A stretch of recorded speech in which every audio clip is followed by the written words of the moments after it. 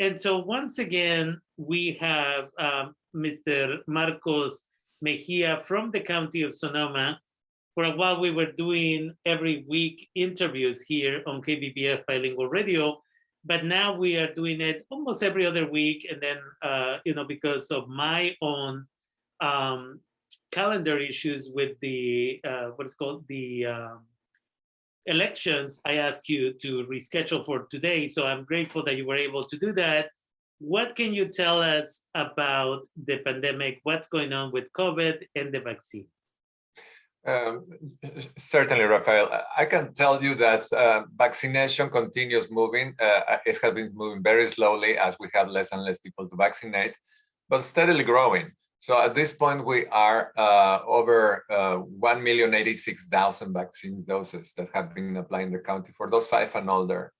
That allows our county for 82.1% of the eligible population to be fully vaccinated, and an additional 6.4% is partially vaccinated of this population, and also 66.2% have received boosters.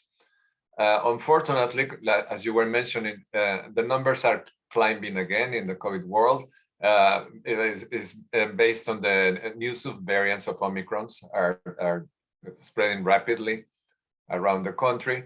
This week, our rate of daily cases is 43.9 for every 100,000 inhabitants.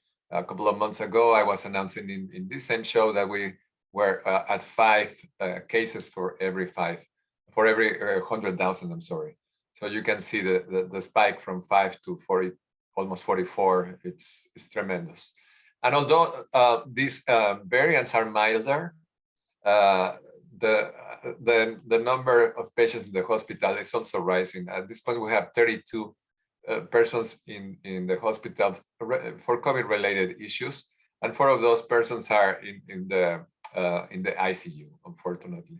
And as we already know very well, this puts some stress in the hospitals to serve any other patients that goes to the hospital for non-COVID related situations, and they may face rescheduling, delays, or redirecting them somewhere else because there's no room for them. And this is a shame that it keeps happening, but it's the reality that we live.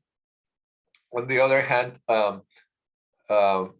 boosters are now available for kids 5 and older, and this is with the recent federal approval of the Pfizer booster vaccine for this group of kids. The U.S. Food and Drug Administration has approved that, as well as the Centers for Disease and Control, the CDCs, for kids 5 to 11 who have waited at least 5 months since their second vaccine dose. The pediatric vaccine is 1/3 of the dose that is given to adolescents and to adults. In Sonoma County, anyone eligible for a booster shot can receive one wherever COVID-19 vaccines are administered, including primary healthcare providers, pharmacies, and clinics. Most providers accept walk-in patients. And for those who are listening, a list of vaccines providers can be found at socoemergency.org/vaccines. And appointments for boosters for 5 to 11 years old can be made through the website myturn.ca.gov. To date, roughly 15,500 Sonoma County residents 5 to 11 years old, or in other words, 42% of this group, which is roughly 37,000 kids, have been fully vaccinated or are eligible to receive boosters. So there's still ways to go. We're only at 42% in this group. So we're going to be continuing promoting vaccination for these groups. Boosters are free and available regardless of citizenship status or health insurance. Booster shots are safe and effective at preventing severe outcomes from COVID-19. Now, in another note, 20% of COVID survivors developed long COVID, according to the CDC latest study. And 1 in 5 adults, 1 in 5 COVID survivors under the age of 65 had experienced at least one health condition that could be considered long COVID, according to a new study by the CDC. Among the patients 65 and older, the number is even higher. It's one person in four are getting long COVID when they are 65 or older. Long COVID is the term used to describe an array of symptoms that can last several months or more. Sometimes you can say it indefinitely at this point. After having acquired an infection with the coronavirus. The researchers identified post-COVID health problems in many different organ systems, including the heart, the lungs, and the kidneys. Other issues involve blood circulation, the musculoskeletal system, and the endocrine system. Gastrointestinal conditions, neurological problems, and psychiatric symptoms were also identified in the study. And that concludes my report, Rafael. And again, as people are considering whether or not to still vaccinate themselves, it is important to note, and I invite people to check out the documentary called The Kids of COVID, or The Children of COVID. And it talks about, and I shared the link on my Facebook page yesterday, I believe. And it talks about, again, those children whose parents have died because either they didn't get vaccinated or the vaccine wasn't available at that time. But now you have children parenting other children. And you have children who basically are out there going to school, taking care of themselves, taking care of their younger siblings.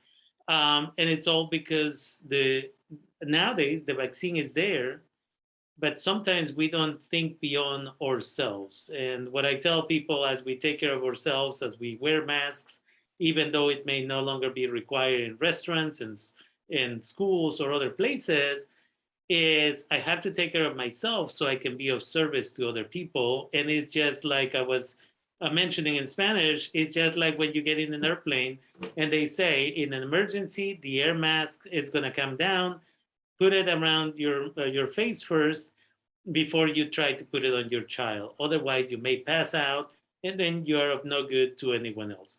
And so if the vaccine is there, please consider taking the vaccine and then check out that video. It is essential that we become more aware of this. And I think it's a video from Vice News, if that makes it easier for you to find. And with that, I want to thank you as always, Senor Mejia, for taking the time, being with us all this time and educating us. And again, it's important that our community is aware of all of the work that individuals like yourself have done for the community. It's not just a job, it's just about coming over and dedicating additional resources to maintaining our community educated. So I want to thank you for taking the time and being with us today. Thank you so much. And thank you always for opening the doors of your house, of your shows, and to be so willing to update our community and pass these messages. I think all together have contributed to raise the numbers. Since I started doing this job, it was 21% vaccinated in the Latinx community. And now we are at 80% with at least one vaccine dose. And for the last 2 months, the majority of anything that happens in vaccines and in testings are Latinos. So those are indicators for me that coming to your shows and many others, and the work that are done in the field, especially through the promotoras in Roseland, they deserve a lot of credit because they are the ones that are boots on the ground, talking one-on-one. You are a community member and volunteer and an advocate, and the work of each of us contributing a little grain of sand has moved the needle of consciousness in our community. And messages like the one that you just passed about the mask that is coming down and you protect yourselves first are really important in times like now when the subvariants are coming back in place. I just told you the numbers are there, they're in the rise. The difference is now that we have the vaccines, we have enough people infected that probably we are in a good place with immunity, and yet we have long COVID. Mm-hmm. 1 in 5 can be affected indefinitely in their lives. One person 65 and older, as I spoke today, have even more risk of having long COVID, and it's not something good at the end of the life to diminish it that way. And also, all these people with immunocompromised systems are at risk, and risk for them means from severe disease, severe symptoms, through hospitals, through respirators, and someone who's in a respirator has very little chances of surviving. So, and another thing that I appreciate from you, Rafael, is when you comment about that you have to think about getting COVID and leaving your children orphan. That's another crucial thing. So with all these things, I think that we talk of the community at large and not to the individual with a narrow scope of interest. This is much larger, and this is about the community and especially the children, because that means the future. So we need to take care of ourselves. And with that, I want to thank you again. And the next interview, whenever it happens, is going to be with Sylvia Lemus. You know her. You get in contact. She's been here before. And thank you again. Thank you.